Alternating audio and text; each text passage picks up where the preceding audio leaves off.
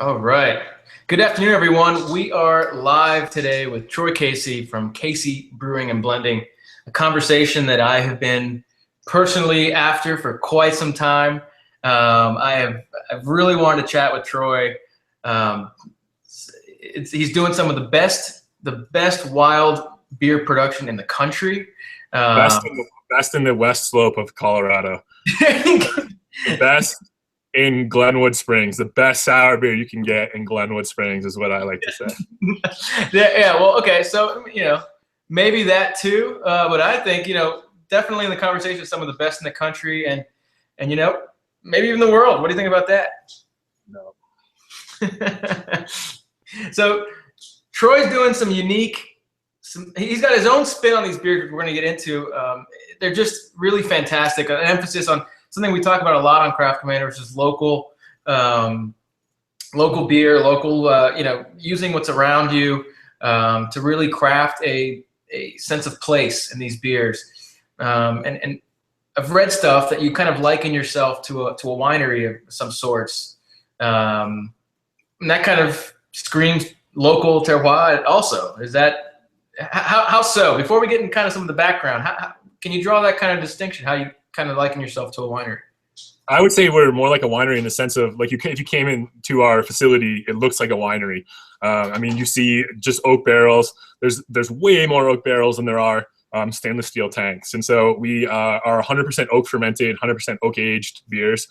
We use stainless steel tanks to blend into, but then also for our fruit production, which I'm sure we'll talk about in the future. So I think from a winery, it's more as our business model, which is the way we make the beer, but also the fact that it's very seasonal. And so we get like one shot a year to use some fruit beers. And so we're brewing right now for next year's fruit season, just kind of in a way that winemakers are growing grapes, I guess, for the next years. But we kind of get one shot at it. So as opposed to brewers who use like purees or something like that, you can make those beers year round. For us, we have as little as 2 weeks sometimes to make beer. So we just got some apricots. We had a 2-week window for that. So we were doing everything we could in those 2 weeks. We had some long nights. I'm sure some of my employees were cussing at me because of those nights. But we do what we have to. It's kind of like how winemakers have crush. Is that you're going to know right away. I don't know much about wine processing, but I feel like I heard those words by some of my friends. So I think that's hopefully a legit way to say it.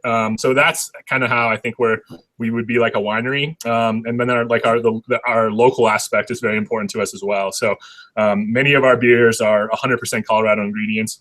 At a minimum, they're 99% Colorado ingredients. So we like to make beer the way that we think beer used to be made.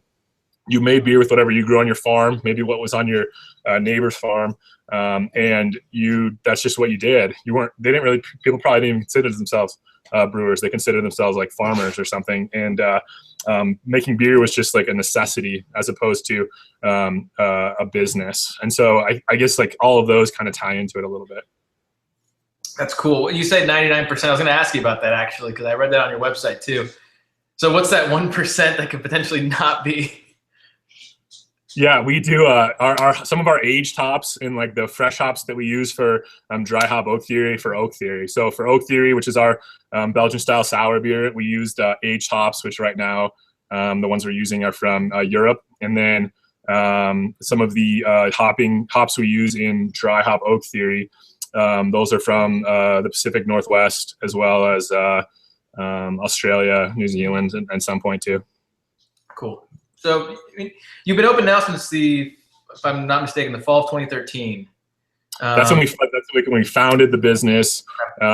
We got the lease for this facility January 1st, 2014, and we had our first release the July 4th weekend of 2014. So we're just over 2 years now as far as selling beer goes.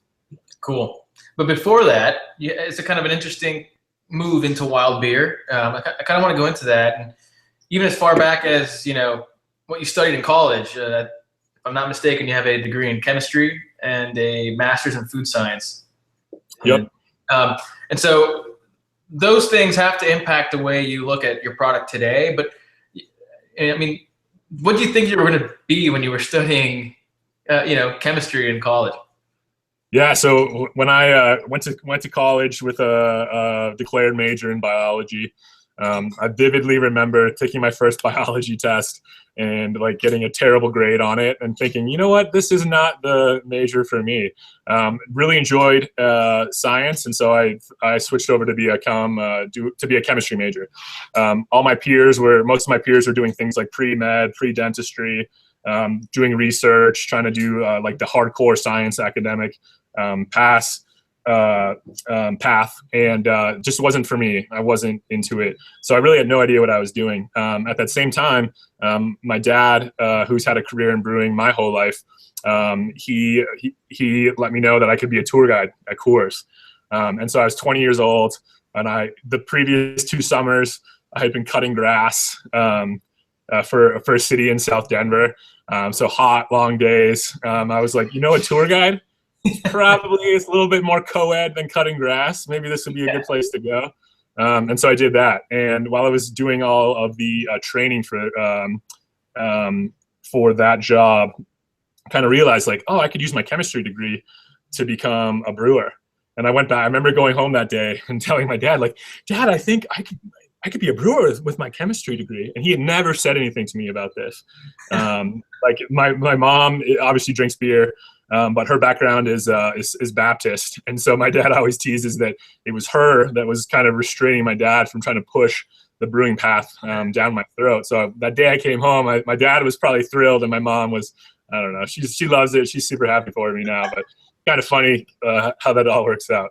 So after that summer of trying to convince everybody I was actually 21 when I was really 20, because it's a lot easier as a tour guide when you can tell people like, you know what, this Blue Moon tastes really good, as opposed to being 20 and saying, I hear this Blue Moon tastes really good. And so we quickly just lied, say I was 21, and so I could talk about the beer better. And so as soon as I turned 21, I started applying for internships in Colorado Springs at the 2 breweries they had down there. Got an internship at Bristol Brewing as a brewing apprentice, got paid $8 an hour in beer. It was my junior year of college, so I would just save up all that money, get a keg of Beehive from Bristol, so like their honey wheat beer. We'd have a party and I would charge for cups, so I would make a little bit of cash. It was totally illegal, but it all worked out. So I did that for 4 months, worked with Jason Yester from Trinity Brewing now. And then after that, started getting internships at Coors. So I had 2 of those internships, the summer I was 21, summer I was 22, before I went to UC Davis. So doing some technical brewing projects, and then I went to Davis. Yeah. Really cool. So who'd your dad brew for? I guess he was at Coors. Yeah, he was the manager and director of applied brewing technology. It's been so long since I thought of that, what that actually was. But he was basically the person who managed the people that were working on the very in-depth technical science. So the people that were trying to figure out why yeast does what it does, how the barley research, how to make barley better for beer. So yeah, he's spent his whole life in the industry. He's worked for Anheuser-Busch, Carlsberg, and then finished up at Miller Coors. And then his current job is at Casey Brewing and Blending. He was the tour guy to pull in, right? Blending. So no, but he did his PhD in applied yeast something, and I don't think about the science stuff anymore, as you can clearly tell. I've left that life behind me, so we can talk more about that later. But yeah, so he was his research into high gravity brewing, making how to get yeast to make a super high alcohol fermentation, and basically dedicating his career to making the perfect American light lager. I mean, what we're doing here at Casey Brewing and Blending couldn't be further from that. And so it's really fun to have that the duality of those 2 things. Sure. Yeah, but I mean, a lot of people always talk about Anheuser-Busch and Coors and all these people, and oh, it's that big beer, it's garbage.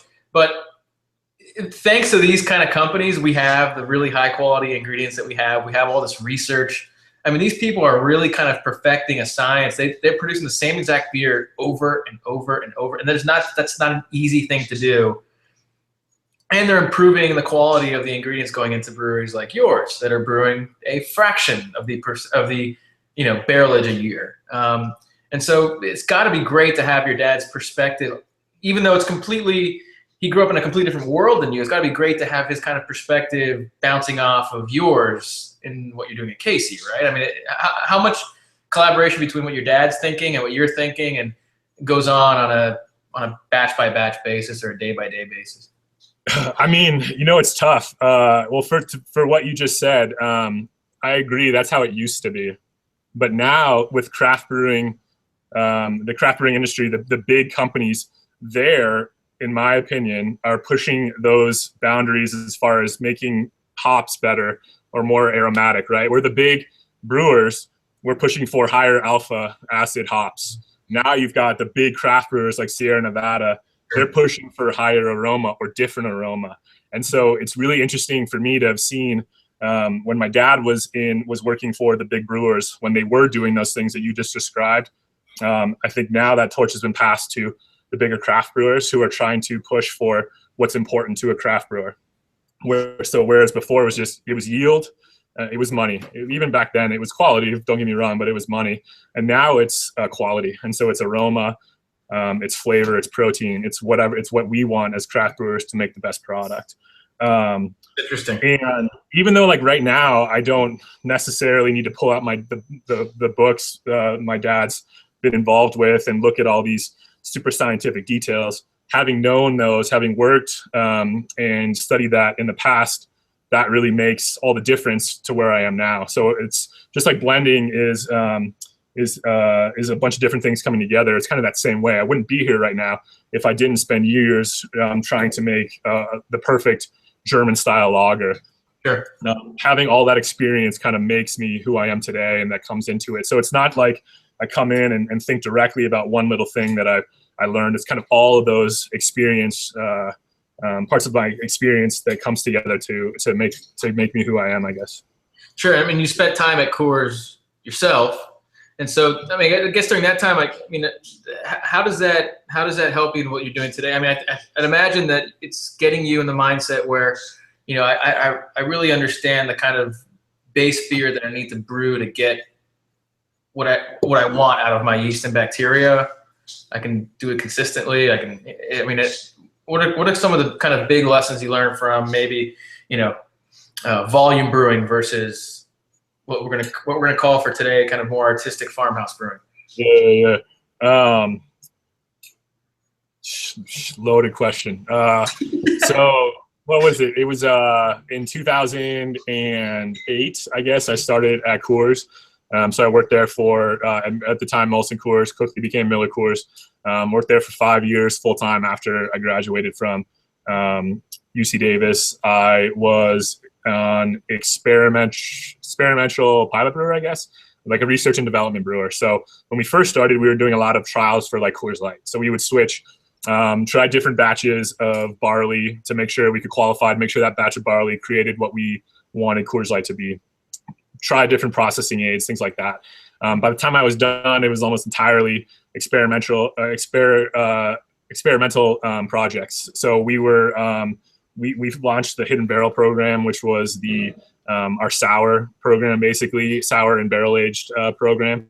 But we were also doing some fun stuff like making lagers. So I think we won 11 medals at the Great American Beer Festival and the World Beer Cup for both our lagers, our authentic German style lagers, and some of our barrel aged projects as well. And so I think honestly, right now, gun to my head, I would say the biggest thing I learned was it's okay to dump beer. We dumped a lot of beer back in those times because, for one, we didn't have to sell it because it was a big company. They were almost letting us do it as much to keep us from pestering the management and saying like, "Oh, we want to make beer," and so they kind of just let us do it. And it was more driven by us as opposed to trying to sell this. By the time I left, it was definitely closer to the selling it process. And I just saw the other day at a local liquor store, I saw AC Golden's Hidden Barrel beer up here on the shelf, and I kind of had a chuckle and and thought it's it's all full circle now. Yeah. They're in our valley, 4 hours from Golden. I thought that was kind of cool. So they're doing some great stuff there still. And so, but like, I think for me, having being the most influential time in my brewing career at AC Golden, when they just let us do whatever we wanted with whatever ingredients we wanted, and then not have to sell it, that really allowed us to make some mistakes, to kind of hone in my technique with how I like to make beer. And so now we kind of take that same route. We brew a lot. We have a lot of barrels. And as you can see behind me, we've got a lot of beer in packaged in boxes right now. And so we wait until it's ready to go. There's definitely some pallets behind me that we're going to dump, and it's just figuring out the time and the means to dump 200 cases of beer. But a big part of why I wanted to name our brewery KC Brewing and Blending was I wanted to have our family name on there. I wanted people to know who's making the beer. So when I put a beer out there, it's not just me who's saying, yes, this is worth your hard-earned money. It's my dad's name. It's my grandpa's name. It's our whole lineage of family. And so it's important to me to do that. And so I stress way too much about the beer. And so I think that was a big part of it, would be that it's okay to dump beer. And we learned that because we never had to really sell it at AC Golden. Well, that's really cool. And you can tell in the beers you're producing today how much you stress about the beers. I mean, we were talking about Oak Theory beforehand. I'm drinking for the first time now Bière de Garde. Awesome. So here's the bottle. It was bottled April 14th of this year. And I've had some conversations about Bière de Garde, particularly one earlier today, and a lot of times the style kind of gets kind of muddy to me. It gets big, it gets sweet, it gets kind of the flavors just kind of get lost. It can get almost confused for a Belgian, just any Belgian style beer. And here's a visual on it. It's super dark. It's not as dark in person. It looks a little bit more like this color down here. But right away you get that like really beautiful funk that was an Oak Theory. You get this like really nice, beautiful, balanced body. It's dry, it's light, it's crisp. And it's got such really great like layers of flavor playing off the aroma. I mean, it's such a beautiful, delicate beer. And to be honest, and not just because you're on with me right now, but to be honest with you, it's seriously, I mean, it's like, so Oak Theory and this beer, I mean, they're two of the best beers that I've had in a long time. I mean, they're just really kind of, they're subtle, but they're super flavorful. I guess I'm having a hard time kind of going into how complex these beers are, but how delicately beautiful they are. And that's not a word I use very often to describe beer. Awesome. Thank you. So I guess this would be a perfect time to kind of talk about this beer, I guess. Yeah. So like I said, a lot of times the beer gets kind of, for me, a Bière de Garde gets lost. It gets kind of, like I said, muddy. And this is just so what I wanted out of the beer. I was hoping that I would get this. Sure.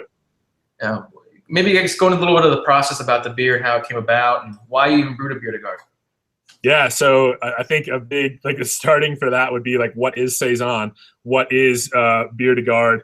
I have no idea. I think that our Saison is what I would want to drink if I went back in time and could go to a farmhouse brewery in Belgium. That's what I would hope. I would get something like that, but what do I know? And so with Bière de Garde, the original one we did actually started off with a collaboration with Aspen Brewing Company here in our local friends of ours here in the Valley. I love that beer. I wanted to make it a bunch more. So this was our second blend of it. We tweaked the recipe a little bit, and so it's all Colorado ingredients except for we used the bag of crisp chocolate malt. So everything in there is Colorado except for the roasted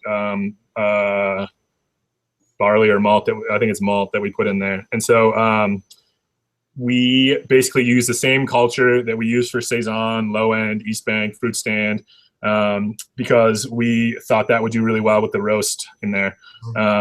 And then I think that what's most special about this is the base malt, whereas normally it's just a pale malted barley, this base malt is like a Munich malt that we got from a maltster in the Front Range, Troubadour malting. So when I bought that malt from them, I actually thought it was pale. And then they told me, oh, it's like 7 Lavabon. And I was like, oh, what are we going to do with this? And so that's when I was like, let's brew Bière de Garde. I think we're ready for it.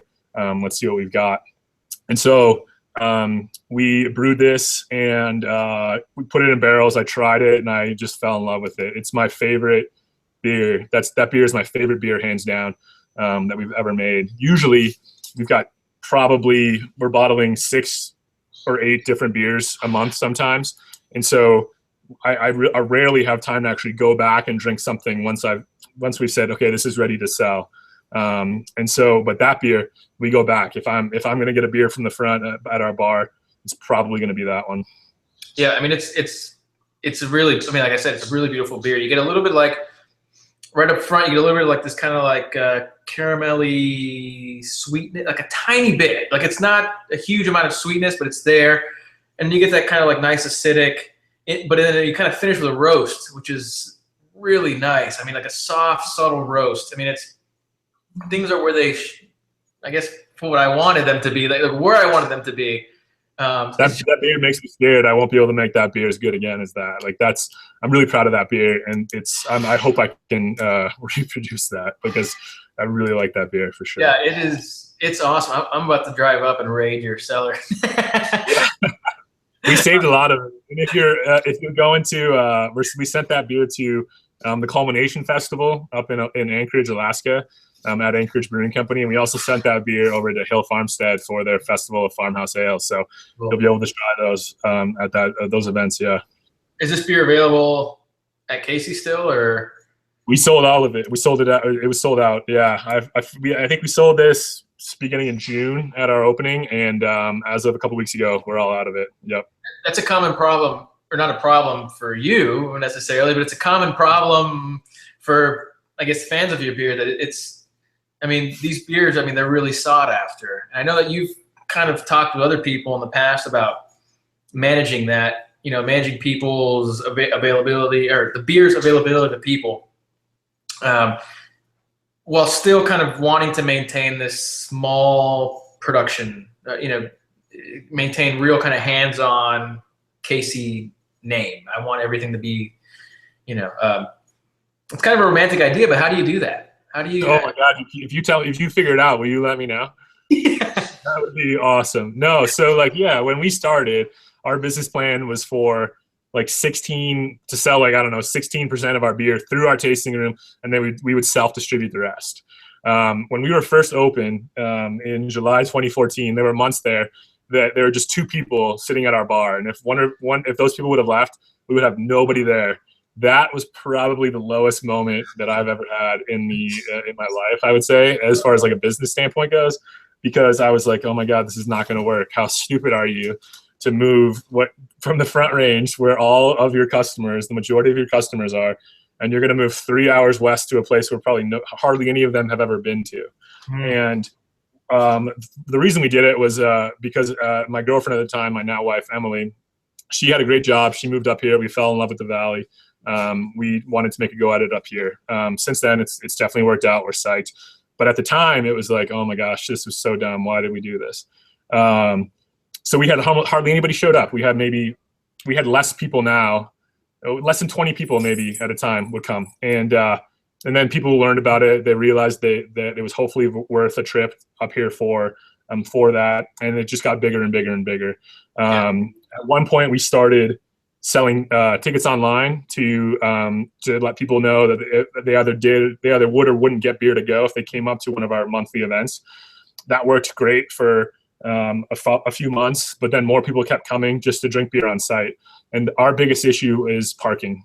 Yeah. So when we were open those one time a month, our friends and family would come up. They were all just people that wanted to support us. So we knew that had a shelf life to it. We knew eventually our parking, and it in turn did become too crazy. Our neighbors were starting to complain. We can only give out so much free beer to our neighbors, which we were absolutely doing, to try to smooth it over with them. We have neighbors across the river from us. We're right on the Roaring Fork River here. Great place to come fish, by the way. We had neighbors who were being woken up in the middle of the night by people who were partying on our driveway, and it was like their alarm clock, oh, it's the first Saturday of the month because there's people across the river from us. And so all in all, and those days were super stressful for me. just all the amount of stuff that could go wrong. Like it was basically like my stress level would peak on those days, and then it would slow down a little bit.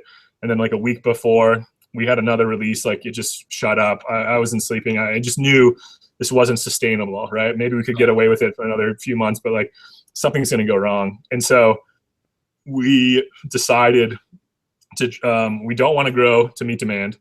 Most breweries do. That's great. Very few breweries are trying to stay small like we were. And so there was very little people that we could, there was little breweries, business models that I could look at to try to help us with this. We looked a lot at wineries. Now, the one thing the wineries get to do is they get to sell their wine for whatever the supply and demand curve dictates. That's not happening in beer, and we definitely are not going to be the first people to do that. So how can we keep our pricing the same? How can we still stay small, stay manageable, enjoy our lives, but also sell beer here without pissing off all of our neighbors? And so what we've chose to do is sell tickets online for small, intimate openings. So about 4 times a week, twice per day, we're selling tickets, which include a tasting flight of beer. So kind of much like how you go to a winery, you're going to buy a flight. We've got a private tour as well. So I went to some wineries in California last year, which is blown away by our host. He might as well have been the winemaker with the amount of information he knew. And it was unbelievable. And so we hired a guy named John, who's been with us since day one. No beer geek background whatsoever, and we always tease him now he's going to be the biggest beer geek we have here because he talks with all the other beer geeks, and so it's pretty fun to talk with him, hear how his day was. And so you also get the tour, and that is kind of like what happens when you go to Cantillon.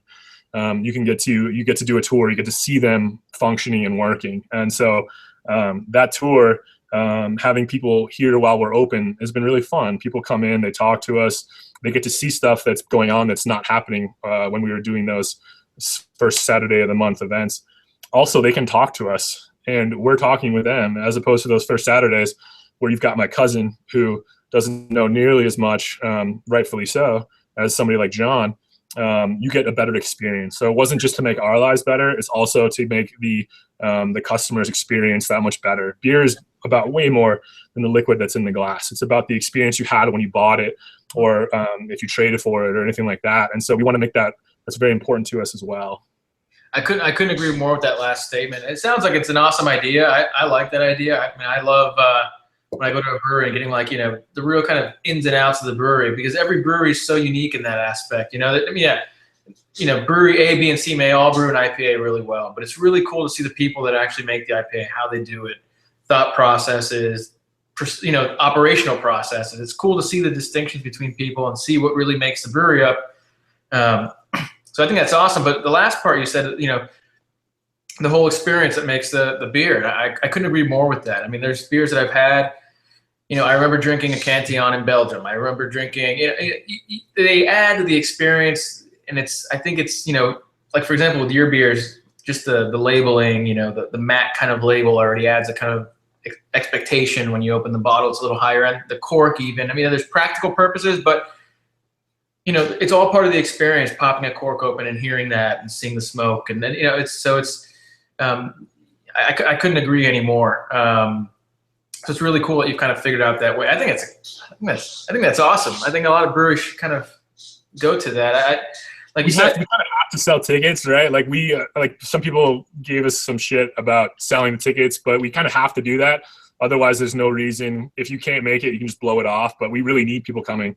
So we want to make sure that they got a little skin in the game to make sure they do come up here.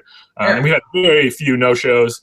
I mean, at least nobody to my face is complaining about the price of the ticket for what we're providing. And we've heard great feedback about it. And it's working out great from our standpoint. I think it was just a week or two ago, I was actually not here. It was actually Saturday. I was not at the brewery at all that day. And that was like the first time in 2 years that's ever happened. And so that was really cool to put our trust, which we've had forever, our faith into our employees to handle that without us. But It's more so myself being able to let go and know that it's in those good hands and that it's going to be fine, and it's not going to be people fighting in line at 6 a.m. But whose chair was where and all that stuff. So it's working out, we think. And so I'm excited to see what the next small brewery like us does. We know they're coming. I can't wait to see what they do to make their business manageable for them. So I'm really excited, and then maybe we'll adjust as depending on what they do. Cool. I think that's awesome.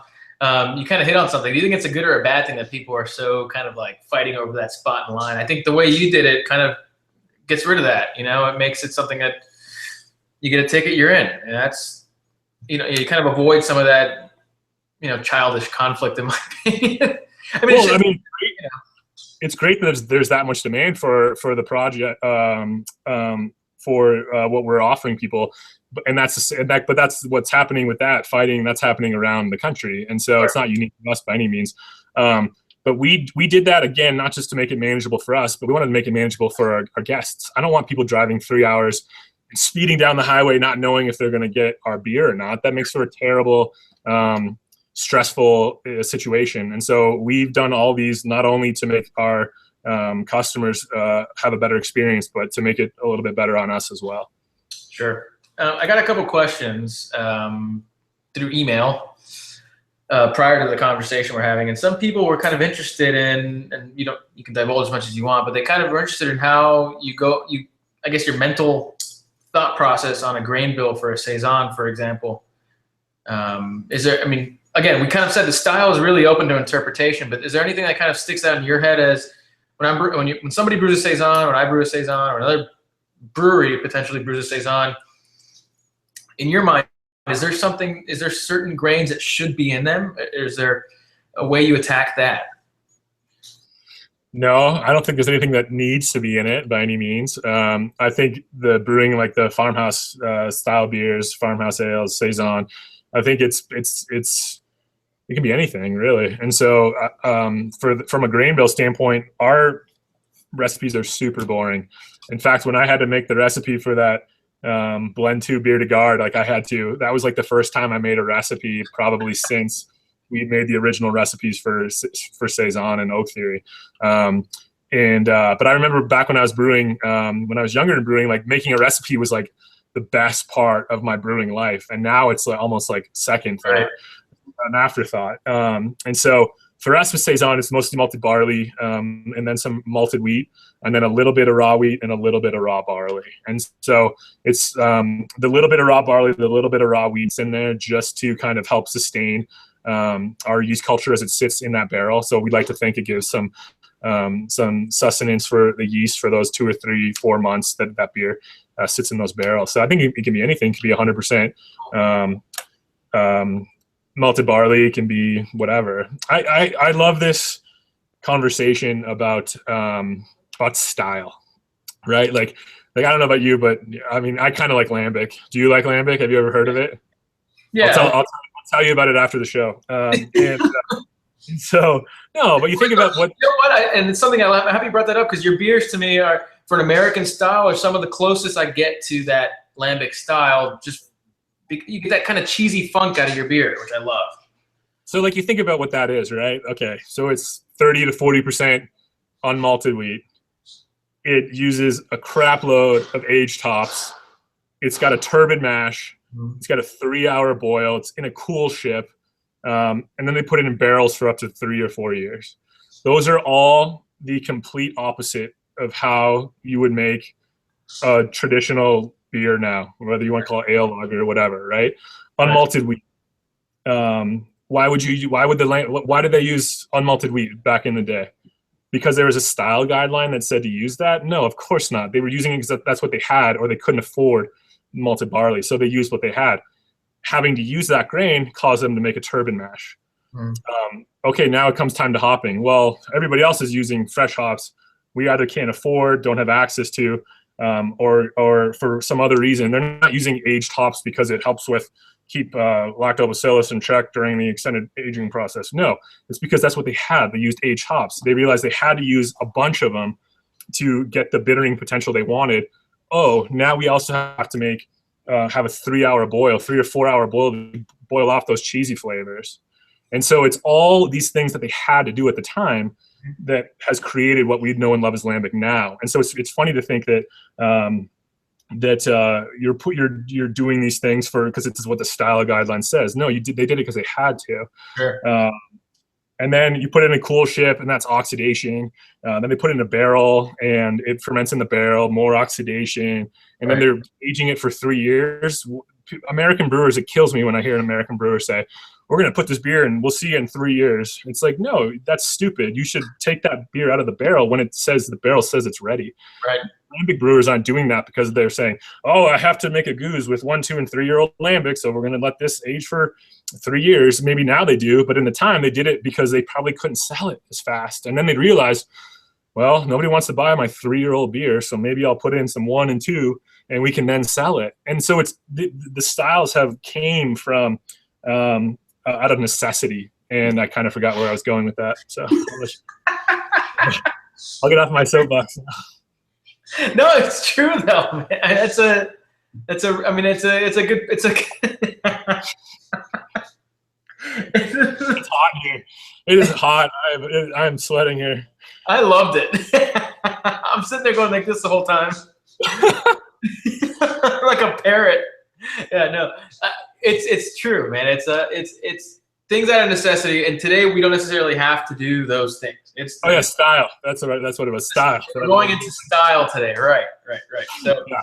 No, so so saison could be anything. I mean, to me, like, somebody just asked me my opinion if sour saison should be saison, and I was like, what you want to fight about it? Like, who cares? Like, it's not American wild ale. American wild, maybe it is. Who cares? Like, I'm calling it saison. I think the acidity level is that in our beers, the majority of our farmhouse beers have balanced acidity. And so the acidity, in my opinion, is I think about acidity as much as I think about bitterness, as sweetness, as hop flavor. It's not like I'm trying to make a sour saison. I'm trying to make a balanced saison. And I think that acidity comes into it.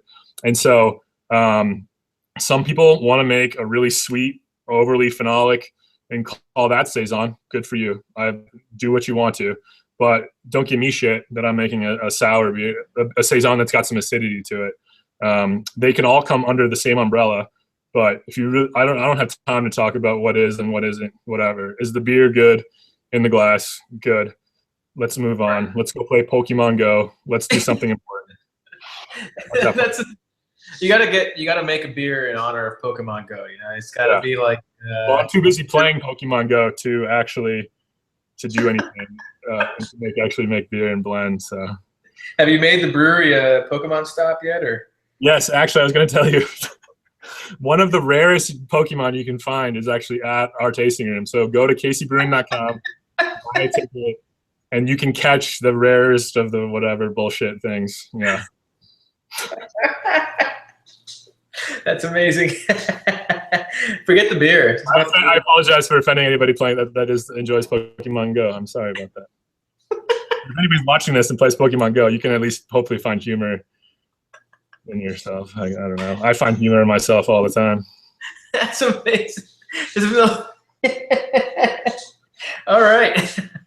That's okay. That's awesome. We'll edit that out later. We can edit that out later. No, we can't.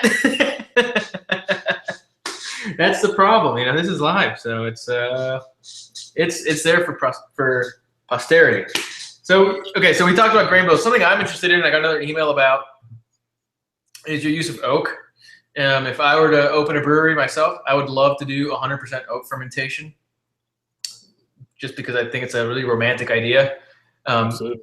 But is there anything that you do when you're selecting oak? I mean, is there like a certain characteristics that you're looking for? Is there certain things you do to prepare the oak? Sometimes you get some nasties inside. Do you not get those barrels, or do you do any repair work on barrels? Or because somebody who's 100% oak fermentation, it's the lifeblood of your brewery almost, right? So it's first of all, it's the stupidest thing in the world you could do to open up a 100% oak barrel fermented brewery. Honestly, like I did it, and at the time I was like, oh, I'm so excited, let's do this, and a bunch of beer didn't turn out. We dumped a bunch of beer.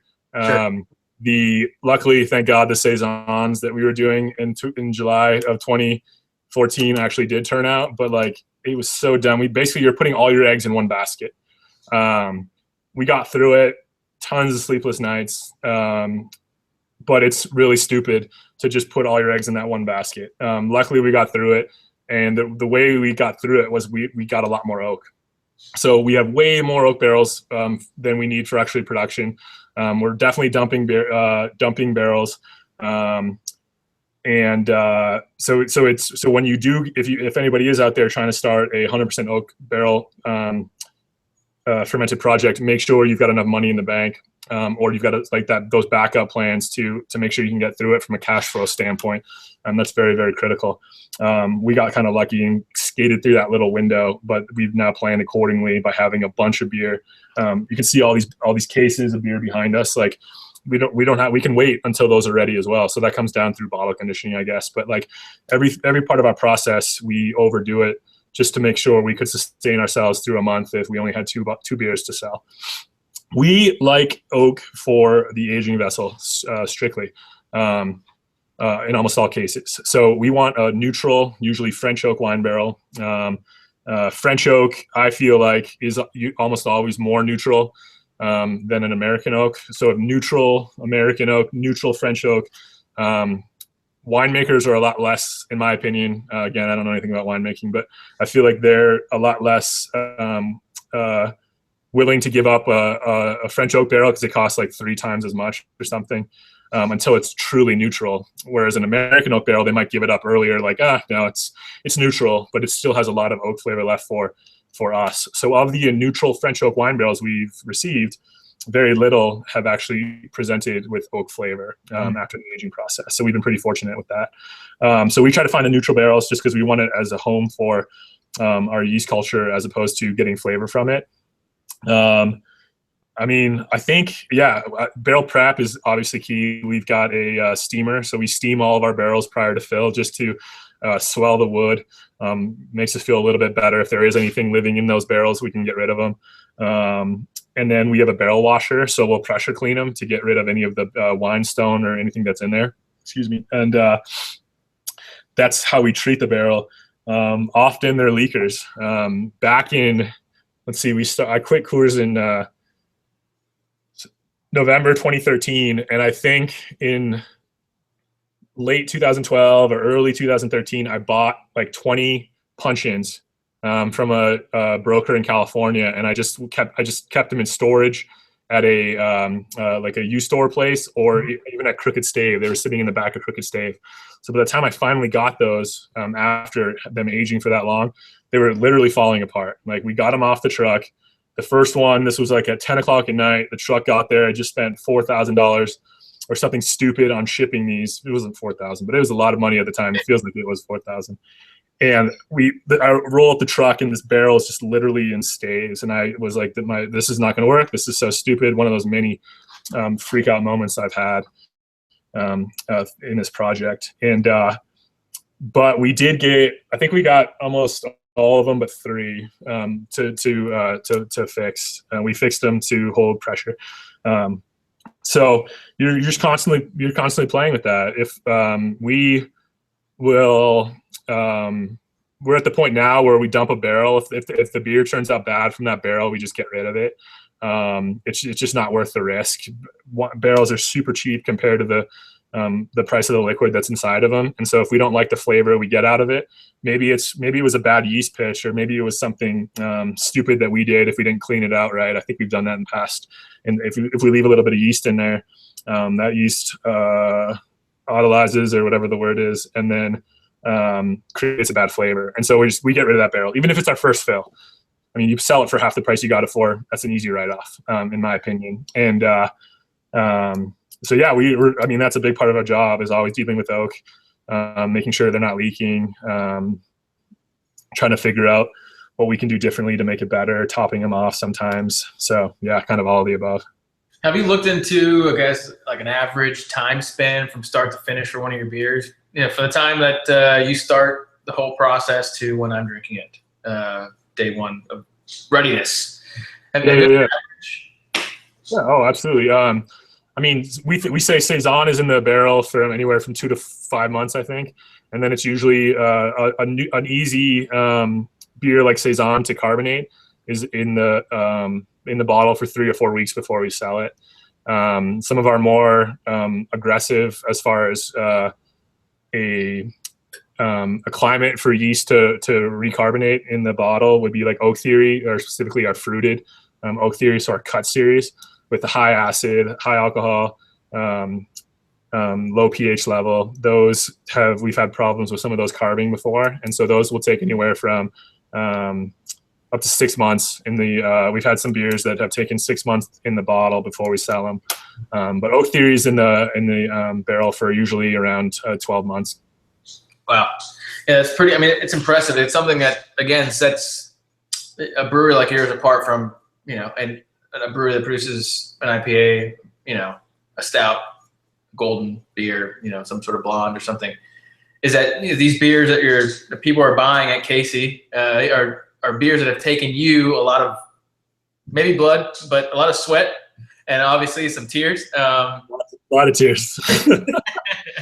To get from, start to finish. These aren't beers that are just stick them in a stainless steel fermentation tank, pitch your yeast. 2 weeks later, you got you've kegged, 30 barrels of IPA. There's a lot more kind of, I guess the word you use is like massaging of the beer. There's a lot of coaxing, I guess. How often are you kind of going into the barrels to make sure things are going all right, to monitor? I mean, all that stuff to me, and by the way, we kind of mentioned the price point of wine earlier on in the day.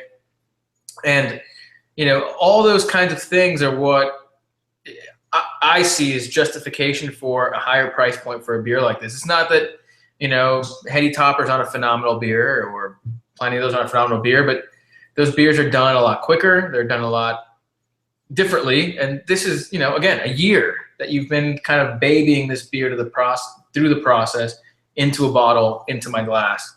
So there's a lot more that kind of goes into it. Time is money, space is money. And then, one bad step along the way and all of a sudden you're tossing barrels. So it's pretty amazing to see how kind of beautiful these beers are turning out. I guess a lot of that goes in through the blending, right? I mean, we're not the highest price in the industry. We're not the lowest. So I'm pretty happy with our price points. And yeah, I mean, we dump beer. Barrels like Oak Theory, we usually taste once a month or so. I'll look at our spreadsheet and see what might be of age, if you will. So something of 7 or 8 months, just to start tasting it at that point. Don't taste Oak Theory any less than 6 months old. Don't have time. There's so many barrels that we have to taste. So I'm not going to taste something like that. So it might be come 9-10 months. I taste the barrel and say, oh, that's acetic. And is there anything I could have done at month 6 or 7? I don't know. Maybe I would have dumped it then and then put something good in it now. But we really don't think that way. We're not thinking about stuff like from those financial standpoints, if you will. And so barrels like Oak Theory, we're tasting once a month. Saison, kind of the same thing, usually once a month. We kind of we got in the rotation or the habit of having releases once a month. And so we would kind of basically package for those releases. So beers like Saison or our Fruit Stand, we would usually try to bottle those beers a month before the release. Beers like Oak Theory or the Cuts, we would be 6 or 8 weeks before a release. And now being open all the time, we don't have that constraint anymore. So we kind of just package when it's ready and sell it when it's ready. So this year, being in this time of the year, being in the fruit season, I just spoke with my farmer this morning, found out how much one of my farmers, how much peaches, nectarines, and plums that he would have available for us. And so now I'm starting to go to barrels and saying, all right, let's see, what do we have? And so he tells me a max of fruit that we can get. I would love to have the same amount of beer ready for him, ready to take that much fruit, but I think we're going to have to find a medium somewhere. I don't think we'll have enough to get all of that, but we're just going to pick the cream of the crop of our barrels, take what we love the most at that time, blend for those fruits. We're not making Oak Theory probably for the rest of the year. We're not going to do a dry hop Oak Theory anymore. We're using all those barrels. for fruit. Same goes with our saison barrels. Those will only pretty much only be used probably for the rest of the year for fruit beers. And then in the winter, we'll start to make our non-fruited blends. Cool. And it goes to show how much of an agricultural product beer is. And something I've always said too is like even again, just a pale ale. It's a very agricultural product from start to finish. Yeast, the quality of the water, quality of the hops, quality of the barley, anything you're using in the beer. But I mean, this kind of takes it a step further, and you're using what is available now.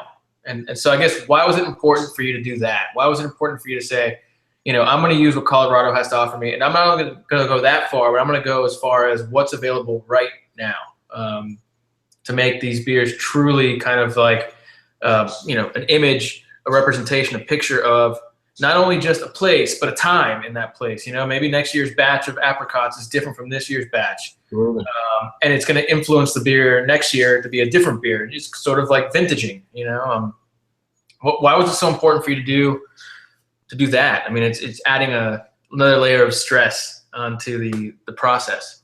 Honestly, I think using whole fruit, especially the closer fruit to you, makes for a better product. I know I've tasted beers from my peers using purees, and those are awesome beers as well. So I'm not trying to put down anybody who's using a puree. You can make great beer with a lot of different ways. This is just the way we do it. But I think the more you know about the ingredient, the better the better beer you can make with it. So sure. I'm proud to say that of all of our Colorado ingredients, I know the names of the people who are growing these and making these for us. And so basically craft beer has gotten to this point where the majority of brewers are picking up the phone. They're calling one central location to get raw materials from around the world. Now that's a great thing. That's what's allowed American craft beer to grow to where it is today. So again, not trying to put that down either. But it's just what everybody's doing now. And so in this day and age, you really do have to figure out a way to differentiate yourself. And so we chose to do that by making the beer that we want to drink. And that just so happens to be 100% oak fermented, oak aged, because fermenting in oak creates a different flavor. Our oak, the fermenters that we built make for a different flavor you can't get if you, again, not better. I think it's better, but it's just different. And so you can't get those ways if you do it in stainless steel. And so, it was a point of differentiation. It's my passion. It's fun to go to these farmers to meet with them, to learn about what they grow. They talk about their fruit harvest the same way we talk about our beer harvest. You know what? We had some heat this summer. We lost a lot of barrels. We had some late season frost. We lost a lot of trees. And there's really those comparables to how a farmer is to how a barrel-aged brewer is as well, where we live or die based on the crop, based on what we can do. We figure out a way to make it work in those years when there is a lot of loss or something catastrophic happens, and we move on. But it's not the same compared to somebody who is able to make those beers, those fruit beers specifically year-round with a puree. So we think it's better. We think it differentiates ourselves in the market. And it's what a lot of people want, that local aspect now. They want to know where their food comes from. And we don't share that with a lot of our farmers. We try to keep that a secret because like a lot of our farmers, we're buying every apricot they have, every blackberry they have. We're buying every raspberry we can get. And so we definitely share some, but we're kind of secretive when it comes to a lot of our growers as well. Cool. Yeah, I'm gonna actually do a review of, I think, Blackberry the Cut. I think awesome. That's what the other beer you sent over. Yeah. I'm looking forward to getting into that, one of the fruited beers. We can talk for hours. I'll just tell you, it's really good. So you can just say that in your review.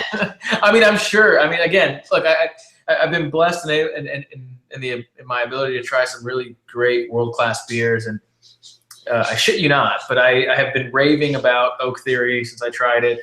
I will be raving about this beer. I just love how close to lamb. They do get pretty. To me, they get as close to lamb as you can get.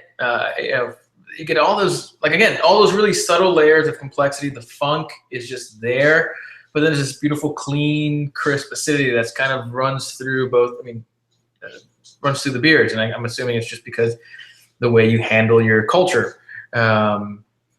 So we could talk for hours about fruit, and but I love the idea that, you live and die by what what is around you. It's a snapshot. And if I was living near you, that I would want to have each year's vintage. I want to have 2 bottles and drink one fresh and have one, maybe a couple years later and compare what the vintages did. It's just, that's why I loved wine. That's why I started craft. I was a big wine guy first. Nice. I love the vintage aspect of it. I love the kind of agricultural aspect of it, Awesome. So your beers are kind of displaying that for me again. And beer, that's what I love about these styles of beers. I'm happy to see that these kind of localized, you've got Jester King, you got Side Project, Plan B in New York. You got all these kind of breweries doing this, all creating a snapshot of a time and a place. And you're doing it beautifully. I mean, just so, hats off to you. So I guess the last question I kind of want to ask is a little bit along the lines of the fruit, right? So when you're adding fruit to these beers, I guess there's a real conscious choice of how much fruit to add per pound per gallon, I guess, or is there not? Is it kind of like this? Is it really going granular into this snapshot of saying, I have this much beer that I want to add this much fruit into, or is it I have this much fruit? I'm going to add this much fruit into a calculated amount of beer. I think that it comes down to what the brewer blender is trying to create. So we use different quantities of fruit for different brands that we have, right? So like for Fruit Stand, we're using an amount of fruit that plays well with the flavor of the Saison. So when you drink Fruit Stand, I want you to be tasting not only the fruit, but also the Saison. Then you've got our Casey Family Preserve, which is basically a double fruit stand. And that is just a fruit delivery vessel. And so you're going to be tasting the fruit. The Saison characteristic is kind of an afterthought. Some people like that. Some people prefer the fruit stand. That's great. Whereas with the Cut, which is our Oak Theory base beer, with the intense flavors that the base beer has, way more intensity overall compared to our Saison base beer, we fruit that at a level similarly to our Casey Family Preserve. So it really just comes down to what you're looking for. And a lot of breweries, that comes down to numbers. How much beer can we make with a limited amount of fruit? For us, it's how much fruit can we put in this tank before it explodes? And we learned that lesson this year. We put too much fruit in a tank. The night before, at the top of the tank, we had this little like bubbler, like a homebrew bubbler, and Jack, our cellar manager, or actually our packaging manager, he sent me a video of it, and he's like, "Is this a problem?" And I think I was fishing that afternoon, so I was like, "No, it's fine. I'll deal with it tomorrow." And then like the next morning, I woke up like, "Oh shit, that was a terrible mistake." So I drove into work. I was worried that literally the stainless would have blown up. Like I was worried there would be that much pressure that the stainless would have exploded or failed or something. But luckily, enough pressure built up that all of the cherries and beer shot through where that bubbler was. And I mean, it hit the ceiling. It was like the splattering was all over the place. We probably lost a barrel of beer. But I'll tell you what, that beer tastes delicious. And the whole time I was squeegeeing it up, I was like, "Oh, I'm so excited about how red this beer is." And so that's how we look at it. Whole fruit. I mean, we pay a lot for whole fruit. Like sometimes we pay more for whole fruit from our growers than you can get the same fruit, not the same quality fruit, but the same name for in the store. And so we pay a lot for quality, but still, fruit isn't that expensive. And so we, especially when people are paying as much as they do for our beer, we want to give them the value that they deserve. And so our issue isn't how far can we stretch a pound of fruit. It's literally what's the least amount of beer we have to put on this fruit and still be legally beer. I love the again, I love the downplaying of like science that you put into this. It's really like, just kind of like, this is my playground and I'm going to do what I feel like doing and how I feel like doing it. I'm the only owner, and we were teasing, my guys were teasing me today. We bought 40 stainless steel kegs late last year, and Eric, my cellar manager, was like, we're almost full. So which ones of these do you want to sell so we can make room for more, we can keg more stuff? So I looked at the list and I was like, I don't want to sell any of those yet.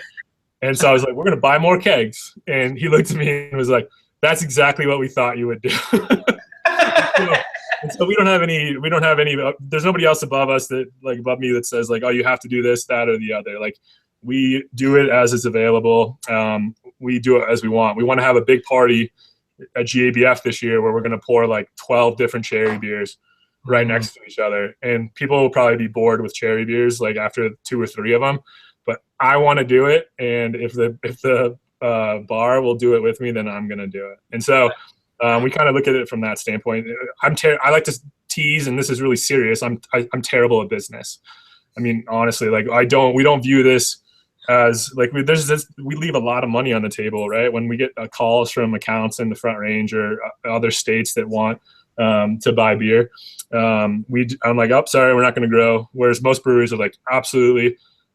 Based on your order, I'm going to take a loan out of the bank so I can buy more equipment to do this kind of stuff. But we're terrible at business, and we view it as this job truly as like if I'm here more than 40 hours a week, if my guys are here more than 40 or 45 hours a week, then that's a problem. So how can we change that? What do we need to do? Like, I don't want anybody bragging about how long they work, right? In fruit season, you have to do what you have to do. So there's some long days for sure, but we make up for that in the winter. And so I moved up here to live, not to work. So it's like, all right, let's get our work done. Let's go fish. Let's go ski. Let's go hike. Let's just get out of here. That's awesome. Anybody goes crazy if you stay in the same place for too long. And so we really take that attitude to the way we run this company, to the way we make beer and what we choose to release. That is an awesome place to end it. That was awesome. I love that. I wish more people thought like that. It's really, I mean, it's really what I, kind of along a lot of what I talk about, in that, these kind of local aspects are coming back, this kind of back to the basics, using modern technology to help us along the way, but back to the basics, just really pushing, this is who we are, this is our identity, this is the identity of where I grew up, this is the identity of where I live, whatever, whatever identity you choose to portray, and just going with it. And I love it, I appreciate it, and it's just awesome. So I'm really happy we finally got a chance to talk. Thank you for having me. That's great to hear that, and to see the reception of our customers, and that they're as excited about it as we are. So yeah, thank you for having me on.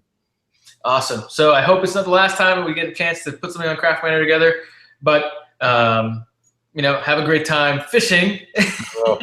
And good luck with all the fruit you're getting in, and man, we'll chat later. Awesome. Thank you very much. All right, take it easy. Bye.